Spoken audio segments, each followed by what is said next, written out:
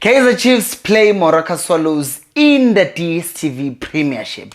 And after that disappointing loss to a 12th ranked team in the second division, Kaizer Chiefs will be looking to, what's the word Kevin Johnson used?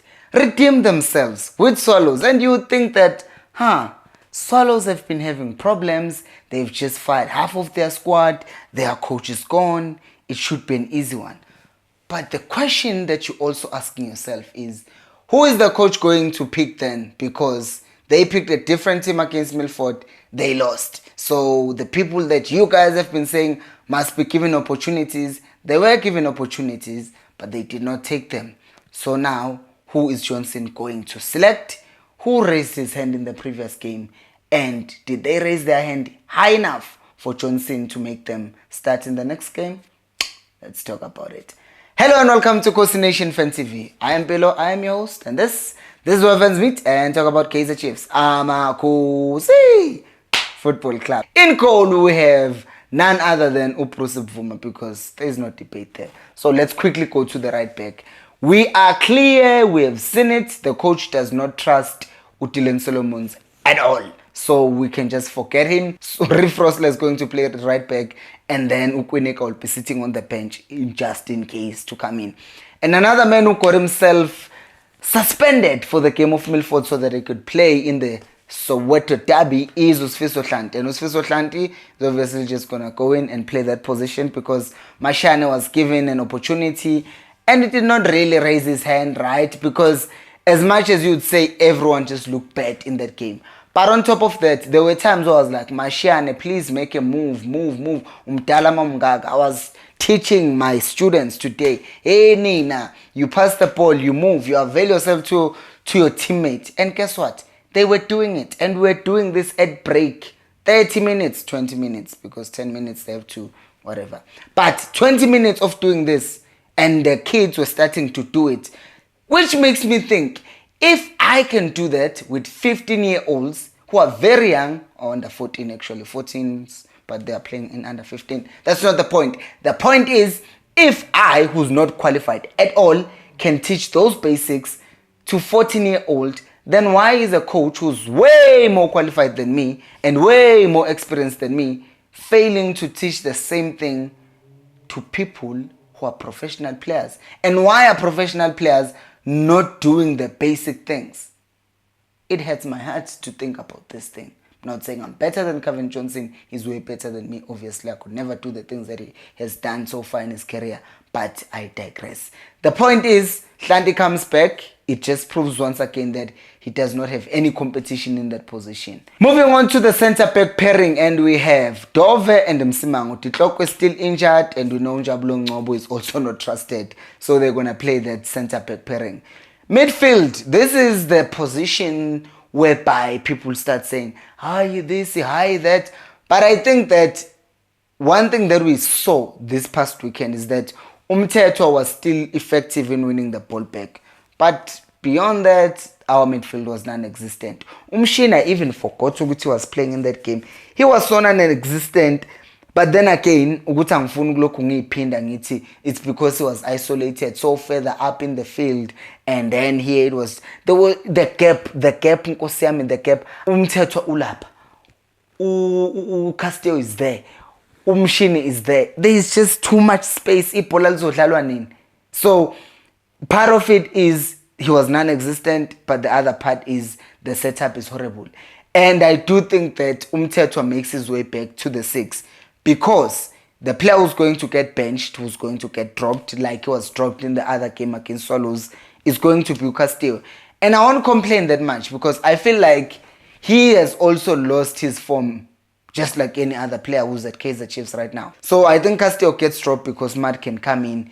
And as much as he's not going to be the most creative, but he's going to be the most hardworking player. And that's one thing that you can appreciate with Umart at the end of the day. I rate Castillo higher than Umart, but Umart will still do what other players will not do. Even if Umart is not having a good game, but he will still be marking, he will still be working, he will still be trying to cover for Mushini. So at the very least, you look at that and you're like, shame. Umntwana Abantu is trying, so just give him that and say he's going to start for that reason. And speaking of redemption, I think that Kevin Johnson is at a point where he realizes that the players that he's trusting so much are not giving him anything. But he's also at the position where he's thinking, you know what, guys, you are failing me, but I'm going to give you one more chance to try and prove me wrong. Because Utoli, we saw him being set on the bench the entire game, which means it's either the coach doesn't think he's ready to come back to the game, or he just doesn't see where he fits in the team. Because right now, Utoli, the position that I think he should come back to is the number 10 position, which I think Umshini will still start as a number 10, because you look at our bench and you say, who else can play a 10? Duduzim Tanzania is just suspended and we don't know what's happening with him, but we haven't seen him in the match day squads for a very long time, so he's not going to be there, and that leaves Umshini. But who's going to sub Umshini? Who's sitting on the bench? It's Castillo, because they're obviously not going to change Umar, right? So you see those two are competing with each other, but I think that Utoli should be competing with Umshini, and then Castillo no Mart, or Castillo no Mtetwa, and you can see what you do with those three, Mart, Castillo, and Mtetwa. One of them, Melashinch omunye wabo at the end of the day. But I think that Umshini will still start, because they still the thing. My boy, I'm giving you one more chance. Go and do it. Go and do it. Go and do it. Let's hope he does it. Let's hope the setup allows him as well. And the left wing position, I think we shouldn't be arguing or debating this. Umodi was also non-existent when he came on as a sub against Milford, but still he's our top goal scorer, which is weird because after so many games, our top goal scorer has 4 goals. It's something, it's difficult, because it then leads to who then plays as a striker. And Vele, me personally, I would say go for Ranga. Like, why not? Like, he did miss a pen, but when Ranga came on in the game against Milford, he took shots on target. But the thing is, the coach believes in this player so much, and he would want to give Utupri another chance as a number 9, which is the same logic that it will apply in giving Usaile another chance. But in an alternative world, let's look at an alternative world where the coach actually logically looks at situations. The coach, in looking at things logically, he would take Utupri and play him on the right, and then play Uranga through the middle. Reason being, it's easy. You are playing crosses, but there's no frame of reference in the box. Then you have Ashley on the wing as well, and he can use the pace to dribble past people. So it's better at this point maybe to boost his confidence by saying, be creative, dribble past people, enjoy your football again, because at this point, since they're also refusing to get a striker coach, what's going to end up happening with Dupree is that his confidence is going to just keep on going down and down and down.